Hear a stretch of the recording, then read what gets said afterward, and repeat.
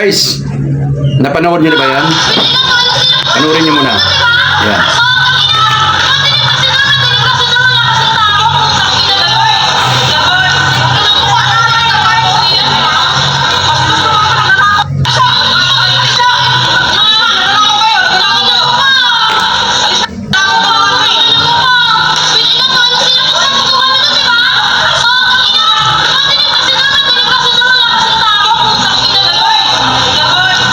Okay guys, pag-usapan natin. Tara!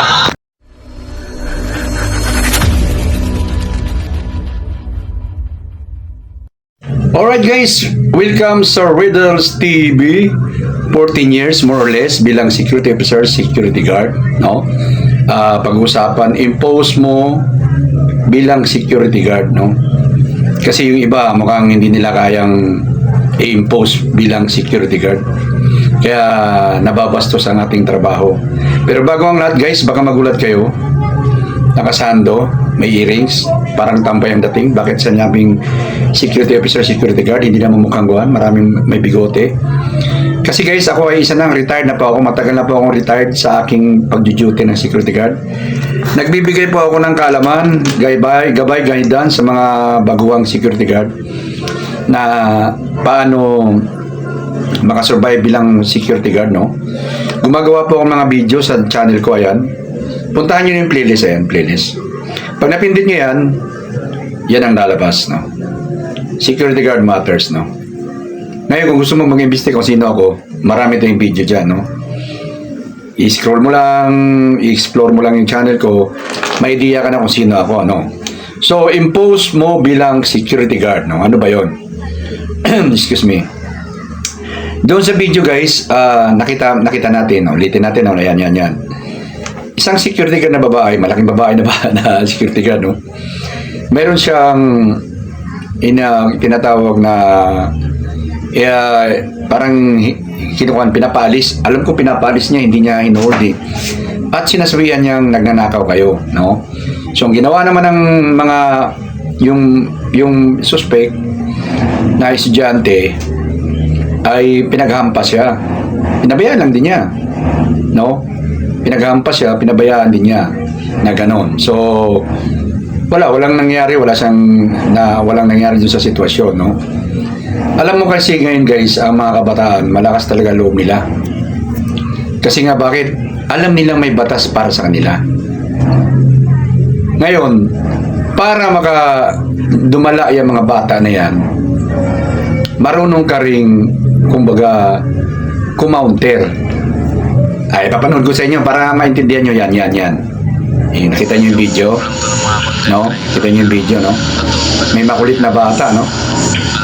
So, ang ginawa ng yung parang attendant doon sa kwan, tinuro niya yung ate para walang witness, sabay pinatukan niya ng kwan. O, dinadala yung bata. Ganon yun, no? So, pag may mga ganong insidente, kung ikaw gwardya, una-una, pag hinampas ka, marunong kang mag-block. Block, wala namang kaso yun, nag-block ka eh. Pero yung block na yun, masasaktan yung kamay ng umampas sa'yo. Ngayon, kung nakarami ng hampas, hawakan mo yung kamay, hindi rin, kung kamerahan ka man, hindi yan masama. Hinawakan ko lang naman yung kamay niya kasi nanghampas. Pero yung hawak, may konting bali yun para umaray. Ang tawag dun, simpleng kuwan, para madala yung mga kabataan, no? Kami dati, nung nag-duty kami sa isang mall, may mga nang dadaya ng mga traveling check, no? Yan, siyempre, insulto sa aming mga gwardya. Ginagawa namin, hinuhold namin yung mga suspect, pagkatapos banata namin sa katawan doon sa loob. Sinusundot namin. Tarantado ka. Ginagano namin para madala ba, matakot sa mga gwardya. Ganon dapat tayo mga security guard. Mag-impose ka na wag mong pabayaang bastusin ka ng mga kahit sino dyan. Pero wag kang guwan ha, yung parang tinatawag na engage. Iba yung nag-engage ka. Bawal talaga yun. Kahit saan ka magpunta, bawal yun. Sir, ano ba yung sinasabi mo? Nalilito ako, baka sabihin nyo, no? Eto, ganito Hinampas ka ng, tulad yun, babae, hampas lang naman yung mga yan eh. Huwag mo babayang ihampas, maghampasin ka tulad nun, hinampas ka ng tsinilas. Pinabayaan mo lang, ganun-ganun ka lang, although na hindi ka nasaktan, pero isang malaking kwan yun, insulto sa iyo bilang naka-uniforme. Ang tawag doon, assault of an officer yun. No? Hindi dapat yan payagan mo, no, na mangyari sa'yo. Iwas ka, o kaya ibablock mo siya. No? Ibablock mo ba? Alam mo yung block? Hampas ko na rito, gano'n, no? Oo. Gaganon mo lang. Walang kuwan yun. So mga pag nakarami na siyang block, pwede mo siya hawakan sa kamay. At doon mo simplihan. Ano ba yung hawak sa kamay? Dito, di ba? Ganunin mo yung kamay. Oo, kunwari. Pero wala, hawak lang yan, pero ginanon mo na siya. O kaya hawakan mo rito, subukan mo hawakan dito. Babae naman yun eh. Babae sa babae din eh. Umaray man yun eh. Hindi, hinawakan ko lang, nangahampas na eh. Ganun lang yun. Anyway, dito tayo, no? Bakit impose bilang security guard, no? Yung security guard na babae, nagkuhan siya. In-internship niya yung, sabi niya, nagnanakaw. Nagnanakaw yan, sabi niya ganun. Alam mo, mayroong tinatawag na proper tinatawag na paghuli ng mga shoplifter. Hindi ho tayo basta-basta manghuhuli ng shoplifter. No, kaya nga sinasabi ko i-impose mo bilang security guard. Tulad ni Ate Paul yun, nagsabi siya ng nagnanakaw, pinapahiya mo yung estudyante, underage pa naman, kaya malakas ang loob ng bata. No?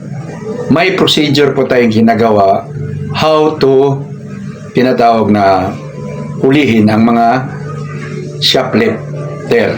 Kung nagsa-shoplift sa loob, kumbaga paano mo siya i-capture, no?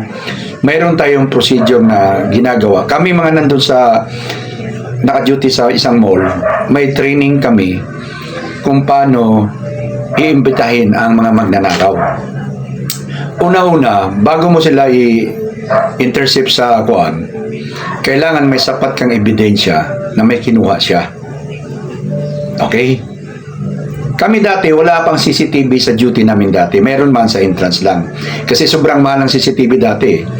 So medyo hindi pa siya practical para kunin ng mga company dati ba. Ngayon, ang CCTV, yung mga entrance lang, yung mga mukha ng tao pag pumasok. Para may tinatawag na registered ng mukha para kung magkaroon ng krimen, kuhang-kuha sa CCTV. Pero sa ceiling area namin, wala. So, ang pang-counter ng mga company noon sa mga magnanakaw o shoplifter ay CRS. Ano yung CRS? Civilian Robbing Security. Nagsisibilian kami. Dati, hindi kami nagsusuot ng ID. Kunwari, mga kwan lang kami, mga shoppers lang din kami doon sa area. Kaso lang, ngayon yata, bawal na yata na walang identification card ang mga civilian. So, nakikita na rin ng mga shoplifter yung mga civilian. Pero dati wala. Kaya, kung may magnanakaw, agad-agad, ay, mayroon kami mga headset yan dito, no? Dati pagka civilian ka, sasabihin niya, entrance guard, positive brown. Charlie natin, yung brown na naka-brown na Charlie. Ang Charlie, ibig sabihin, customer. May siniksik yan na ganito, no? O kaya, ibabato ng civilian robbing guard ng mama yung guana, yung Charlie natin na nakakulay brown. Napunta na ng kuhan, tingnan mo kung babayaran niya ba yung nilagay niya sa kanyang kuhan. Ganon. Monitoring namin yan. Tapos, sir, walang binayad po. Wala po siyang binayad nun. Paki-imbitahan yan, entrance, exit. Paki-alerto. Ngayon, hindi namin sisitain yun sa loob pa ng ceiling area o sa loob ng tindahan. Kasi pwede pa niyang bayaran yun eh. Pwede ka bang ibaliktarin nun? Kailangan palabasin mo na namin sa exit yun. Paglabas sa exit, kailangan may nakatambay na dong security guard o civilian. Bubulungan yung suspect na, ma'am, pwede ba maimbitahan kayo, may tatanong lang kami. Ganun yan. Simple bulong at invitation. Hindi huli. Kasi bakit? Madidimanda tayong mga gwardiya. Okay? So may procedure kaming ginagawa. Tulad ni ate ito, yung gwardiya, kung talagang nagnanakaw yung bata, pwede nilang i-hold yun, itong over sa barangay, DSWD. Kung totoong nagnanakaw. Pero kung ang kanilang allegation ay wala silang suporta, pwede silang balikan ng bata. Kuwan yun. Pamamahiya yun. Pamamahiya yun, guys. Kaya yung bata, ang lakas ng loob na hinampas niya ng tsinelas yung gwardiya. At sinabi pa ng gwardiya, nagnanakaw kayo rito. Mali yun. Una-una, siguro yung bata, nakatunog, nanan-monitor siya. Binitawan niya yung items. Hindi natin alam, no? Kasi hindi ko alam yung istorya noon. Pero alam ko, wala siyang binitbit siguro sa labas. Basta na lang, ang tawag yun, premature capturing or interception. Premature masyado, wala sa procedure. Yan ang walang mga training ang ibang security guard isinasalang sa ganong mga kuan. At mabuti na lang kamo, hindi siya nakapag-react doon sa hampas ng bata. Kasa lang, nagmumukasan ingot na doon, hinampas siya ng bata. Alam mo yung bata, pagka nagkwento yun? Ang laki ng gwardiya doon, hinampas-hampas ko nga ng tsinelas eh. Nagkikwento yun. Mas lalo nilang maliitin ang trabaho ng security guard. Kasi dahil sa mga gwardyang hindi marunong i-impose ng kanilang trabaho bilang security guard. Una-una, huwag kayong magpabaya na hampasin na lang, batuhin. Umilag kayo at ipin down nyo. No? Ipin down nyo kung hanggat maaari. Kasi hindi niya masaktan dahil bata. At huwag kayong matakot na pumunta sa kaso. May agency tayo. Kaya nga nagnakaw yung mga yan dahil walang-wala din yan eh. Magkakaso pa kaya? Sino tutulong dyan? Anyway, kung sinong kuwan, sa mga kukuha sila ng batas ng kuwan, pupunta sila kay Tulpo. Pagdating kay Tulpo, baka pagalitan pa yung mga bata na yan eh. Lalo na kung may CCTV ngayon. O kaya pumunta sila sa mga PAW. Sa dami ng problema ng PAW, iwan ko lang kung maasikaso sila. No? Anong kaso nila? Child abuse. Bakit mo pinigil yan? Bakit mo nagnakaw po sir eh. Tapos ngayon inassault po ako. Anong katwiran niya? No? Inassault po niya ako sir, kaya pinindown lang muna namin para hindi makadamage ng mas marami o mas malala na damage. Pipigilan mo, baliin mo yung kamay niya, pero hindi baling-bali. Yung bang masaktan ba? O kaya hawakan mo rito, kumdakutin mo rin dito niya, oh. Tumayos ka! Ganunin mo. Bagay, para ng tanga nun. Lakihan mo yung mata mo. Pagwardya ka. Tapangan mo, ganun. Mais ka, ha? Baka ganunin mo. Wala ka pa namang ginawa, eh. Ang tawag ng bluff, saywar. Wag mong kuwan. Wala ka namang kinuwan eh. Wala kang sinaktan eh. Tinakot mo lang. Mas ka ha? Diyan ka lang. Hintayin mo ha. Tatawag kami barangay. No? Ganon. Ngayon kung mga hampas, i-block mo. Ikuan mo. Ganon. Saluin mo yung kuwan niya. Huwag yung nakatulala ka lang ganon. Ganon-ganon ka lang. Huwag mong pabayaan, naka-uniforme tayo. May nakita ako dun sa entrance ng mall ba yun, na binato yung gwardiya ng batang maliit. Dito, tinamaan sa ulo. Diba? Kasi bakit tumalikod siya eh. So, paano siya makailag? Tumalikod siya. Never out of sight mo ang iyong enemy. Kasi maraming gagawin sa'yo kung hindi ka nakatingin. Kailangan, pag may enemy ka, enemy yun eh. Kumbaga, kalaban mo yung ganun eh. No? Nakaharap ka palagi. Lalo na yung baril mo, baka maagaw ng bata, mabaril ka. Quits ka. Naagaw yung baril mo? 16 anyos na batang lalaki? Mama na yan. Maagaw yung baril mo dahil masyado kang relax. Kasi inisip mo, bata yan. Baka makasuhan ka. Naagaw mo yung baril mo, binaril ka. Oh. Anong gusto mo? Ikaw yung nakalibing o siya yung nakalibing? Hindi ko sinabing saktan niyo yung mga bata. Ang sinasabi ko, impose nyo bilang security guard. Bigyan nyo ng galangan, igagalang uniforme natin. No? Tulad nung nasa video, alam ko premature yung ginawa ng gwardiya. Kaya ang lakas ng loob ng babae nung batang estudyante. Pinaghampas patuloy yung gwardiya. Kasi bakit? Alam niya na wala siyang kinuha. Bakit? Premature din siguro yung capturing nila or interception nila. In-intercept nila yung pagnanakaw. Masyadong premature. Hindi ganun po ang procedure ng pag-capture ng mga shoplifter. Kailangan nakalabas sila sa selling area nyo. Hindi yung doon, siniksik nila dito, ganoon. Ay, kinuha nyo na, in-intercept nyo na agad. Kasi pwede nyo, bakit kung pwede ilagay ko rito, anong problema nyo? May pangbayad naman ako. Bawal ba ilagay dito? Siya na nakalagay dun, bawal isiksik ang mga items namin. Kasi may lagayan. Tapos tayo, sa kaso, alam nyo, ang kasuhan guys, depende lang, kaya nga may abogado, kanya-kanya pilosopuhan yan. Kanya-kanyang pilosopuhan yan sa abogado. So, kailangan, tayo naka-duty, alam natin yung tinatawag legal process. May video rin ako dyan.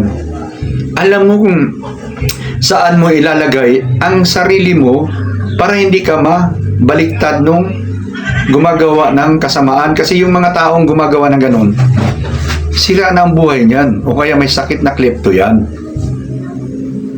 May kukunti lang yung mga mayayaman na may sakit na klepto. Mahalata mo naman sa forma eh. At saka yung mga klepto talaga na mga tulad ng din nating mga kuhan. No? So kung magdemanda yan ng child abuse, so be it, pademandahin mo kung may kaya silang pagdemanda. No? Ganito kasi yan guys, no? Kwento ko sa inyo ha, para malaman nyo, no? Yung commander namin dati ay isang pulis. Doon ko na natutuhan sa kanya eh, kasi officer ako noon. May isang nagde-deliver sa amin na nagde-deliver ba doon sa kumpanya na pinagtudyan namin, hindi nagsusuot ng ID. Sinabihan siya ng gwardiya na, "Sir, isuot mo yung ID mo para makuhan ka, identify ka na nagde-deliver ka, hindi ka taga rito." Isuot mo yung visitor's ID ba? Eh matigas ang ulo. Hindi niya sinuot. So ngayon, nagalit ngayon yung kasama namin. Kanina pa kita pinagsasabihan ha? Anong gusto mo? Ginanon siya ngayon. So ngayon itong si Mayabang na delivery, nag-react ngayon. Nagbubunga nga. Ayaw! Ngayon pumunta sa security office namin. Kaya pala malakas ang loob palagi. Kasi yung nanay, nagtatrabaho sa mga, sa mga abogado, Hall of Justice, ano ba yun? Yung nanay nagtatrabaho doon bilang janitress. Yun ang ginagamit niya palaging panakot para makuhan. Kaya malakas ang loob niya na mamilisok po ng gwardiya. Eto na. So talagang windang kami. Kasi nanay ko nasa, yung mga abogado nga, justice, ano ba yun? Yung sa mga mga abogado nagtatrabaho, mga Hall of Justice, gano'n. So windang, pati yung commander namin, medyo nanay mo gano'n. So dumating yung nanay. Ay, ikakasuhan namin yung guardian nyo, ganun. So sabi ng namin, ng commander namin, ayan, yes ma'am, kaya talagang karapatan yung kasuhan nyo po yung aming security guard dahil masyado siyang, kumbaga, yung agresibo, ininsulto, parang tinakot, parang nanakot o agresibo nga. Dahil nainis na yung security guard na kasama namin eh. So, sabi ng officer, yung commander namin na kasuhan niyo po. Walang problema po, tatanggapin po namin. Pero ma'am, yung anak niyo po ay may kaso po yan dito sa kumpanya namin. Pumapasok po yan ng walang ID. Meron po yung kaso siya at pwede po namin kasuhan niya ng yung pang paniniktik ba. Ang dami niyang binanggit na kaso yung pulis na commander namin. Parang counter charge doon sa tao. Parang binuhusan ng malamig na tubig yung nanay. Sige ma'am, medyo may kabigatan yung kaso ng anak mo, pero dahil gusto niyo pong kumaso, magka-counter charge na lang po kami sa anak mo. Para yan, sa kumpanyang pinagtrabahuan niya, pwede siya matanggal. At dito, sa kumpanya namin, pwede siya ma-blacklist. Yun ang pinakamalaking kumpanya. Yung kumpanya nila, malaking kwantong kumpanya pinagdutihan namin. Kumbaga, malaking kliyente nila. At pwedeng ma-abolish yung kontrata ng kumpanya niya dahil sa kaugali niya. Kasi company policy po yung kanyang sinaway. Okay? Bakit ko kuninto yan? Counter charge ang tawag dyan. Huwag kayong matakot na, bata yan. Sige na. Bata yan. Child abuse na tayo. Harapin na natin yan. Pero huwag mong suntukin talaga kasi bata yan. Simplihan mo lang. At huwag mong pabayaan na bastusin ka lang na paluin ka ng mga kabataan dyan. Na kailangan galit ang mukha mo, seryoso ka, at manakot ka. Manakot ka lang ba sa mukha ba? Umayos ka ha? Ganunin mo. Baka akala mo, hindi ka patulan ka ha? Ganunin mo. Tulad ng ginawa nung kwento ko sa inyo, yung kasama namin. Binabastos na siya dahil binabaliwala siya eh. Umayos ka ha? Kanina pa kita pinagsasabihan ha? Ang gusto mo? Ginanunan niya. Takot na takot yung lalaki. Kaya ang ginawa niya, nandun na tayo. Marereklamo tayo. Masusumbong tayo. Ganun talaga ang trabaho ng gwardiya eh. But still, minintin mo yung tinatawag na prinsipyo mo bilang gwardiya. Hindi yung binastos ka na nga, pinabayaan mo pa. Di ba? Tulad ni ate, pinaghampas siya ng batang estudyante, pinabayaan niyang hampasin siya sa kuwan. Hindi niya binalak, hindi niya hinawakan yung kamay, no? Pero nakikita ko sa kanya, may mali siya sa kanyang duty. Bakit? Premature siguro yung kanilang pag-intercept sa bata na siguro nagnakaw, pero kasi kung mayroon talaga ninakaw, bakit mo kailangan paalisin? Di ba? Sabi niya, malis kayo rito. Nagnanakaw lang kayo rito eh. Gumanon siya. Mali yun. Customer pa rin yun. Although kat alam mong nagnanakaw, dapat closely monitor mo na. Sa CCTV, nakamonitor na. Para yung galaw ng bata, monitor na siya. Itong mga bata, kasi ngayon, ang monitoring ngayon sa mga company kasi is CCTV na eh. May CCTV operator kung hindi nagtitipid yung kumpanya nyo. Pero kung CCTV lang, walang operator, CCTV operator, hindi ma-intercept. Kasi bakit? Wala kayong operator eh. Tapos yung guardian nyo, nag-iisang piraso lang. No? So, huwag kang maging premature sa pag-capture nyo sa mga shoplifter. Talagang mababaliktad tayo. Supposed to be maliwanag na maliwanag ang ating ebidensya. Nasa kanya ang posisyon ng items na niya binayaran. Alam niyo kung guys, kung magkano lang ang penalty ng mga shoplifter? Times 10 lang po ang halaga niyan. Kunwari, nagnakaw ka ng isang shampoo, 8 pesos. Times 10, 80 pesos. Kaya-kaya bayaran nung magnanakaw yon kung nahuli mo siya. Pero ikaw, gwardiya, hindi ka marunong umayos ng iyong duty, maaari kang magdemanda ng mas malala. Kasi bakit? Hindi mo alam kung ano yung proper procedure how to intercept shoplifter. Kaya nga may mga training tayo. Okay? So, wag niyang pabayaang bastusin ang uniforme natin.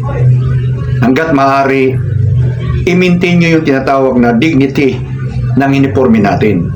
Yung mga bata na yon, ang tingin niya sa gwardiya ngayon, ganun na lang. Bakit? Magkikwento sa eskwelahan niya yun. Hinampas ko nga yung gwardyang malaking babaeng doon parang kalabaw. Hinampas-hampas ko ng chinilas, hindi nakapalag. Ako pa, gaganon-ganon yan. Di ba? At bit niya yun. Kaya lahat ng gwardyang kaharap niya, ganun na lang ang tingin niya. Gwardiya lang yan. Madali lang kuhanin yan. Ganon. So, hanggat maaari, I hope na may mga gwardiya nakatingin dito ngayon, nakanonood, mga 3 siguro, 4. Impose mo ang bilang security guard. Huwag mong pabayaang bastusin ang uniforme mo. No? Kailangan bigyan mo ng dignity yan. Kung magdidemanda, didemanda. No? Eh, sir, dinimanda ako, hindi ganito. Basta, sinasabi ko guys, alam nyo yung saan nyo nilalagay ang sarili nyo.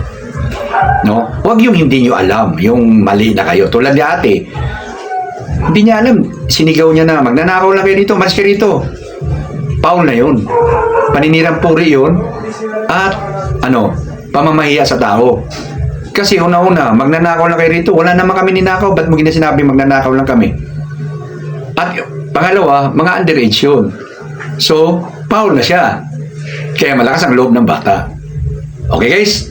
So, naintindihan na natin. I hope na matigyan nyo like, mag-subscribe pag hindi subscriber, dami nyo na yung notification bell. At yung mga patalastas nating mga ilan lang, panoorin nyo.